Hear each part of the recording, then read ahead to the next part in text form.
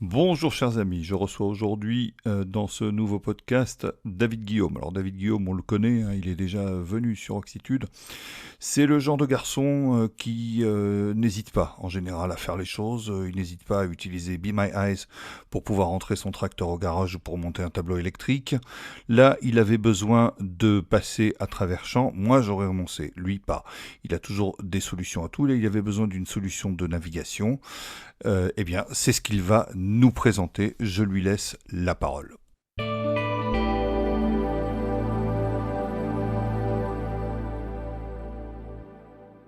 Bonjour David.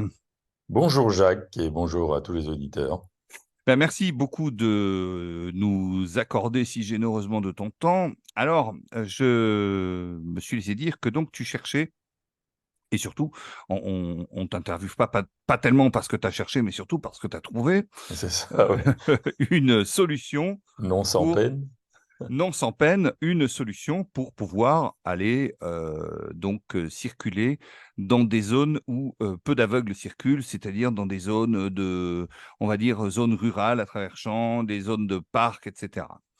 Et pour ça, j'ai cru comprendre que tu avais besoin donc d'un traceur GPS parce que évidemment, ce sont des zones où on se repère extrêmement mal. On fait tout extrêmement mal, que ce soit la technique de Cannes, on va en parler, on se repère extrêmement mal. Et donc, tu avais besoin de quelque chose qui puisse, malgré tout, puis en plus, c'est pas balisé. Donc, tu avais besoin de quelque chose qui puisse t'aider à te repérer. Et tu as trouvé l'application iDouane et elle est en plus accessible. Alors, elle s'appelle comment déjà cette application? Elle s'appelle Open GPX Tracker. Alors effectivement, j'ai testé beaucoup d'applications. C'est la seule que j'ai trouvée d'accessible, en tout cas pour le démarrage et l'arrêt de l'enregistrement de la trace. Alors effectivement, comme tu le soulignais, j'ai besoin, moi, de faire des parcours dans des zones complètement inaccessibles pour un aveugle complet dont je suis, puisqu'il n'y a aucun repère, il n'y a pas moyen de balayer à la canne, puisque c'est de l'herbe, c'est des ronces, c'est des traversées de ruisseaux, c'est voilà, donc des rues en travaux, etc., etc. Et j'avais besoin d'un guide. Alors le guide, c'est soit on a quelqu'un sous la main en permanence, ou on l'a pas, et puis d'avoir quelqu'un sous la main en permanence, c'est pas forcément la meilleure solution. La meilleure solution pour moi étant de pouvoir le faire soi-même. Alors, l'application, donc, elle fait quoi exactement?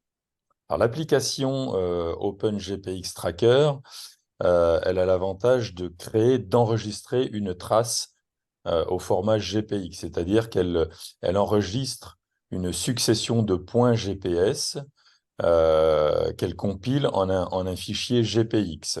Les fichiers GPX, ce sont des fichiers que l'on peut facilement télécharger sur des applications de randonnée, par exemple, de randonnée à pied ou de randonnée à vélo, etc. Ce qu'utilisent les randonneurs en général pour suivre une trace, pour suivre un parcours. Voilà, c'est par exemple, ça peut être les cyclistes aussi qui peuvent éventuellement utiliser, ce genre de choses ou comme tu l'as dit, les randonneurs et donc ces fichiers permettent donc, de, lister en quelque sorte d'accumuler une série de points GPS, et ces fichiers, l'avantage, c'est qu'ils peuvent très facilement donc, s'échanger À et se se partager se partager et cetera et donc puis accessible enfin, et exploitable dans beaucoup d'applications. voilà. Malheureusement, beaucoup d'applications inaccessibles avec VoiceOver, mais quand même accessible dans certaines applications. C'est par exemple des traces qu'on peut télécharger sur des sentiers de grande randonnée ou des circuits de randonnée voilà, comme des applications de la Fédération française de randonnée, par exemple. J'ai compris et toi, donc tu avais besoin d'une application, susceptible de générer ces fichiers GPX. C'est-à-dire qu'en réalité, donc ce qui se passe, si j'ai bien compris, cette application te permet avec donc un outil GPS, en l'occurrence, j'imagine ton téléphone, te Absolument. permet de partir quelque part, le système recense un certain nombre de points, suite à quoi il va générer un fichier GPX qui sera exploitable ensuite. Mais Absolument. évidemment, ça signifie que tu dois faire un trajet soit au bras de quelqu'un pour la première fois, soit éventuellement un trajet où le fichier GPX existe déjà. Alors effectivement, soit il existe et je peux le faire sans personne dès la première fois, ou soit il n'existe pas, il faut que je le crée. D'accord. Et, euh, et voilà, donc effectivement, moi, les parcours que j'ai besoin de faire, alors l'objectif, pourquoi je fais ça dans un premier temps, c'est de pouvoir sortir mes chiens. J'ai un jeune chien que j'ai besoin de défouler et voilà, donc j'ai de l'espace autour de chez moi, j'ai des champs, comme vous l'avez compris, voilà, il y a de l'espace, des parcs. Et donc, les fichiers, les parcours que je voudrais emprunter n'existent pas pour l'instant, enfin, n'existaient pas en format GPX. Ils ne sont pas téléchargeables. Donc, l'idée, c'est que moi, je les crée. Alors pour ça, j'ai trouvé cette application accessible, hein, je répète, mais OpenGPX Tracker. Oui, tu vas euh, nous et, envoyer un lien, hein. oui, OpenGPX Tracker. Et le parcours initial, je le fais avec mon épouse. J'enregistre la trace et puis après, je suis parfaitement autonome pour effectuer ces trajets. Donc, l'application qui permet d'enregistrer la trace, ce n'est pas l'application qui va me permettre de la lire. Alors ça, c'est très important, effectivement. Absolument. Alors, C'est vraiment une... juste avant, juste une question avant, parce que je suis un peu profane dans la matière. Les fichiers, en fait, les cartes GPS qu'on utilise sur nos navigateurs favoris, que ce soit Plan, Google Maps ou n'importe quoi d'autre, ou TomTom ou je ne sais quoi, c'est aussi des fichiers GPX à la base? euh, je ne, je ne suis pas sûr. Je vais pas pouvoir répondre à D'accord, ta question. Je n'en sais rien. En tout cas, toujours est-il que je pense pas, hein. d'accord, Mais je suis pas sûr. Je vais pas d'accord. me Alors prononcer. toi, tu as généré ton fichier GPX, ensuite, tu en fais quoi de ce fichier Après, GPX? ce fichier GPX, je l'utilise dans l'application Blind Square.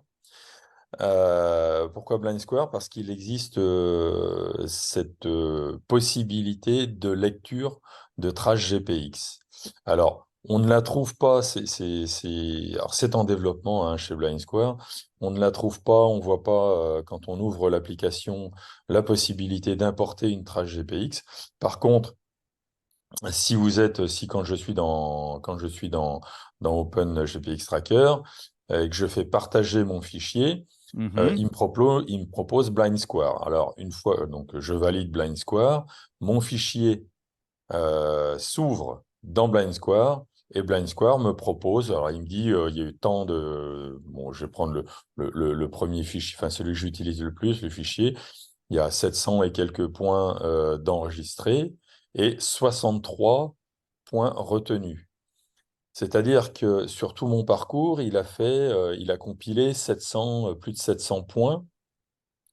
Il en retient à peu près 10%, euh, qui sont les points, des points importants dans la déambulation, qui sont les points de changement de direction principalement.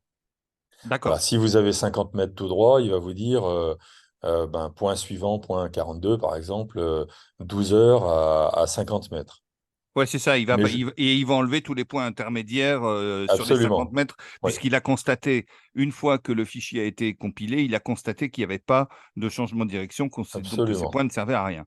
c'est D'accord. ça. Donc il divise à peu près par 10 le nombre de points, parce qu'évidemment, il y Hmm. aurait 700 points, ce serait compliqué, ce Ça serait serait plus un peu utilisable. fastidieux.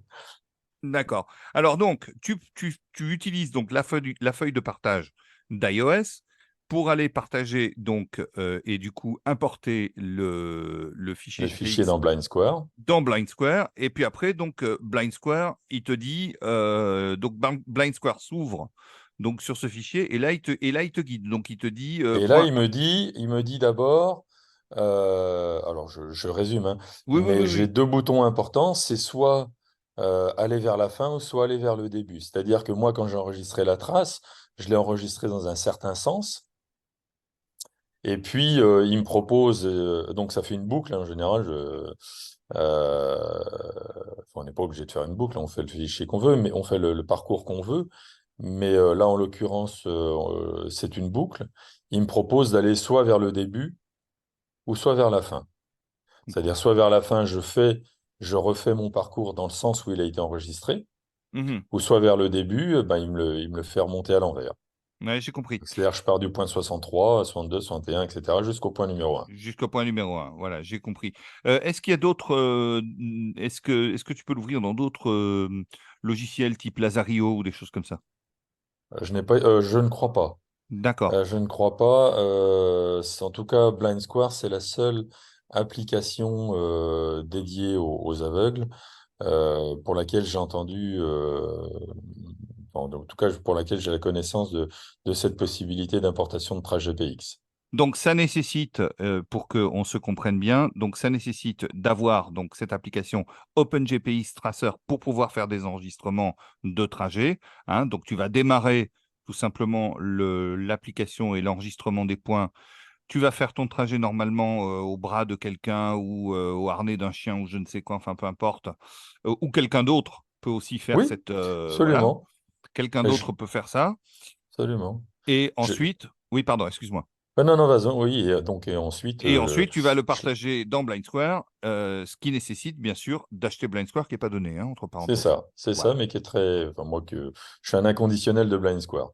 d'accord. Euh, et puis, tu t'allais le souligner tout à l'heure, c'est intéressant. J'ai demandé à ma fille, par exemple, qui fait de la course à pied, bah, je dis, écoute, tel parcours, quand tu l'emprunteras, est-ce que tu peux enregistrer la trace GPX et me la partager? Ben voilà, ouais, c'est Ça, formidable. c'est. Ah bah oui, ah oui, oui, non, bah absolument. C'est formidable. On peut tout Euh, imaginer. Après, tu pars en tandem avec quelqu'un, tu veux refaire ce même trajet avec quelqu'un d'autre, par exemple. On peut imaginer plein de possibilités. Absolument. Ouais, Là, bien sûr. je fais des parcours. Pourtant, je suis relativement, enfin, je suis assez autonome hein, dans le déplacement. Là, ça me permet de faire des parcours où que je serais incapable de faire seul à la canne. Parce que j'ai absolument aucun repère, parce que c'est grand, parce que ça tourne dans tous les sens.